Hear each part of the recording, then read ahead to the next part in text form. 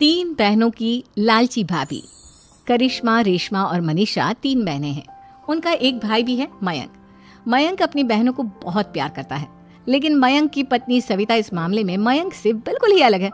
वो अपनी ननदों का जितना बुरा कर सकती है उतना बुरा करती ही रहती है और अपनी ननदों पर हुक्म भी चलाती है। करिश्मा, करिश्मा, तुमने अभी तक नाश्ता नहीं बनाया? तुम्हारे भैया को ऑफिस जाने में देर हो रही है। हाँ भाभी, बस अभी बनाती हूँ। करिश्मा, तुम ये ढीलापन छोड़ दो। कल को पराये घर जाना है। वहाँ अगर तुम इस तरह से काम करोगी तो लोग क्या कहेंगे कि माँ ने और भाभी ने कुछ सिखाया नहीं। और तुम्हारी दोनों बहनें कहाँ हैं? अब रेशमा मार्केट गई है और मनीषा सो रही है। क्या? सुबह के 8 बज रहे हैं और ये महारानी अभी भी सो रही है? ये कहते हुए सविता अपनी सास दुर्गा देवी के पास जाती है।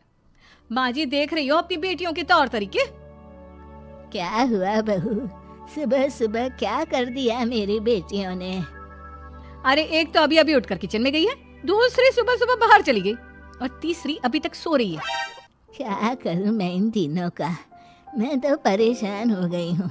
जा जाकर उठा उससे और रेशमा से मैं बात करती हूँ। सविता सीधा मनीषा के कमरे में जाती है और उससे कहती है, महारानी जल्दी उठो, सूरज सर पर आ गया है। भाभी थोड़ी देर और सोने दो ना, मैं रात को लेट सोई थी। वो क्या ना यूनिट टेस्ट चल रहे हैं। शराफत से उठती है या नहीं, या फिर पानी की भरी बाल्टी डालूं तेरे ऊपर? नहीं भाभी, मुझे बिस्तर में नहीं नहाना, उठती हूँ मैं। मनीषा जल्दी से उठकर बाथरूम में चली जाती है। सभी आराम से बैठकर नाश्ता कर रहे होते कि तभी रेशमा बाजार से हाथ में सामान लिए आ जाती है। रेशमा को देखते ही सविता उस पर बरस पड़ती है। लो, आ गई महारानी। ऐसा भी क्या सामान लाना था जो सुबह आंख मलते ही बाजार की तरफ रवाना हो गई? भाभी, कल आप ही तो चीख रही थी कि घर का सारा सामान मुझे ही लाना पड़ता है, घर में किसी को भी किसी काम से कोई लेना देना नहीं है।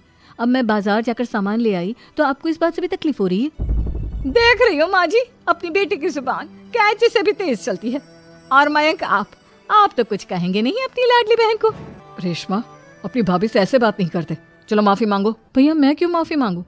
आप भाभी से बोलिए ना कि हम पर कम हुक्म चलाया करे। हम इस घर की बेटियां हैं और आपकी पत्नी की ननद है, नौकरानी नहीं। लो कर लो बात। इनकी भलाई के लिए कुछ भी बोलो तो इन्हें बुरा लग जाता है। इस घर में यही इज्जत है मेरी। देख लो माँ जी, आपकी बेटी किस लहजे में मुझसे बात कर रही है। सविता वहाँ से चली जाती है। मयंक को बहुत गुस्सा आता है, वो भी वहाँ से चला जाता है।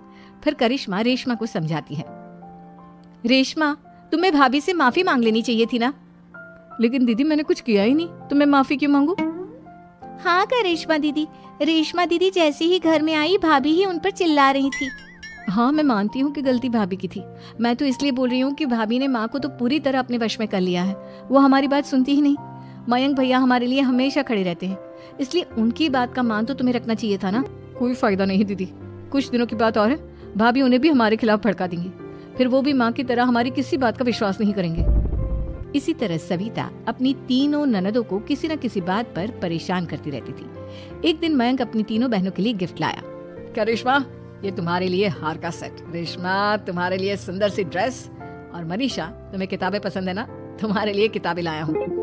थैंक यू भैया। थैंक यू भैया। थैंक यू भैया। करिश्मा, तुम्हारा नेकलेस कितना सुंदर है, ये भैया कहाँ से ले आए होंगे?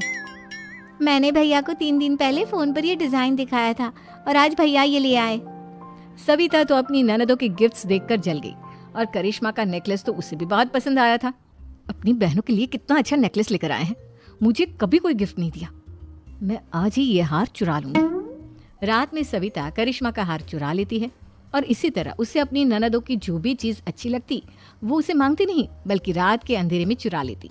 इसी तरह दिन बीतते गए और सविता ने मयंक के दिल में भी उसकी बहनों के लिए नफरत पैदा कर दी। एक दिन मयंक ने करिश्मा और रेशमा के लिए रिश्ता देखा और ये बात उसने घर में सबको बताई। माँ, करिश्मा और रेशमा के लिए बहुत अच्छा रिश्ता आया है, वो लोग कल इन्हें देखने आ रहे हैं। आप और सविता मिलकर सारी तैयारी कर लेना। ये सुनकर करिश्मा और रेशमा खुश हो जाती हैं, लेकिन सविता सोचती है, अगर इन दोनों बहनों की शादी हो गई तो घर और बाहर का काम कौन करेगा? मनीषा तो 1 नंबर की कामचोर है, उससे तो किसी बात की उम्मीद लगाना ही बेकार है। मुझे इस शादी को रोकना होगा। अगले दिन सभी लड़के वालों के स्वागत की तैयारी करने में लगे होते हैं। तभी मयंक अपनी बहनों से आकर कहता है, तैयार हो गई तुम दोनों? देखो, दोनों लड़के बहुत अच्छे हैं, मैं कोई कसर नहीं छोड़ना चाहता, इसलिए तुम उनके सामने अच्छे से बिहेव करना और अपनी भाभी से लड़ने मत लग जाना। करिश्मा, तुम वो नेकलेस पहन लो ना जो मैं तुम्हारे लिए लाया था। भैया मैं बहुत देर से वो नेकलेस ढूंढ रही हूँ लेकिन मुझे मिल ही नहीं रहा। क्या तुमने नेकलेस खो दिया? तुम्हें पता भी है वो कितना महंगा था? तुम कोई काम ढंग से नहीं कर सकती। मयंक गुस्से में वहां से चला जाता है। थोड़ी देर बाद लड़के वाले भी आ जाते हैं। वो दोनों बहनों को पसंद कर लेते हैं और रिश्ता पक्का हो जाता है। लेकिन सविता के दिमाग में तो कुछ और ही खिचड़ी पक रही थी। वो पंडित जी के पास करिश्मा की कुंडली लेकर जाती है और उन्हें पैसे देकर करिश्मा की कुंडली बदलवा देती है। जब लड़के वालों के पास करिश्मा की कुंडली जाती है तो वो दुर्गा को फोन करते हैं। बहन जी, हमने करिश्मा की कुंडली अपने पंडित जी को दिखाई थी। आपकी बेटी की कुंडली नहीं बल्कि दोषों का पिटारा है। देखिए, मैं और मेरे पति इन सब बातों में बहुत विश्वास करते हैं, इसलिए हम आपकी बेटी से अपने बेटे की शादी नहीं करा सकते। इस तरह करिश्मा का रिश्ता टूट जाता है और सभी घर वालों को बहुत दुख होता है। अब कविता सोचती है, चलो करिश्मा का तो रिश्ता टूट गया, अब रेशमा का भी रिश्ता तोड़ना है। क्या करूं? अब सविता आवाज बदलकर किसी अननोन नंबर से रेशमा के होने वाले ससुराल में फोन करती है।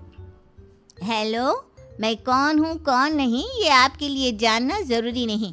बस इतना सुन लो कि रेशमा का 2 साल से किसी के साथ अफेयर चल रहा है। बस रेशमा का रिश्ता तोड़वाने के लिए सविता का इतना कहना काफी था। अब रेशमा का भी रिश्ता टूट गया। मयंक और दुर्गा देवी ने रेशमा को खूब खरी खोटी सुनाई और उससे बार बार उस लड़के के बारे में पूछने लगी। आप दोनों मुझे क्यों परेशान कर रहे हो? अरे कोई लड़का होगा मेरी लाइफ में तो मैं बताऊंगी ना। जब कोई है ही नहीं तो कहाँ से लाऊं मैं कोई लड़का?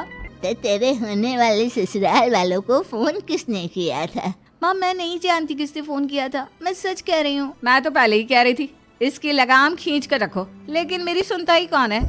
आप चुप रहिए भाभी, ये सब आपका ही किया धरा है। अब तीनों बहनों को विश्वास हो जाता है कि ये सब उनकी भाभी ही कर रही है। तीनों बहनें अपनी भाभी को सबक सिखाने के लिए एक वकील कर लेती है और घर में हिस्सा मांगना। देखो भैया, माँ बाप की जायदाद में जितना बेटों का हक होता है उतना ही बेटियों का, इसलिए इस घर के 4 हिस्से होंगे और हमें अपना हिस्सा चाहिए। मैंने तुम्हारे लिए क्या क्या नहीं किया और तुम इस घर में हिस्सा मांग रही हो? भैया, आप और माँ हम बहनों की कोई बात नहीं सुनते हो और भाभी हमारी शादी नहीं होने देगी क्योंकि उन्हें लगता है कि आप हमारी शादी में ज्यादा पैसा लगाओगे और उन्हें हम जैसी फ्री की नौकरानी कहाँ मिलेगी।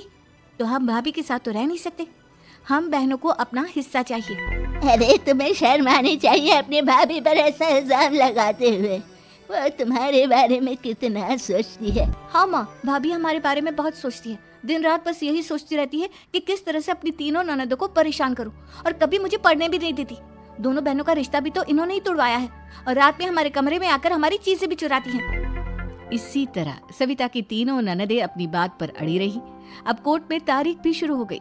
जब सविता को लगा कि उसकी तीनों ननद इतनी आसानी से नहीं मानने वाली तो उसने अपने पति और सास को सारी सच्चाई बता दी और अपनी तीनों ननद से माफी मांगी। मयंक और दुर्गा को भी अपनी गलती का एहसास हो गया। अब सविता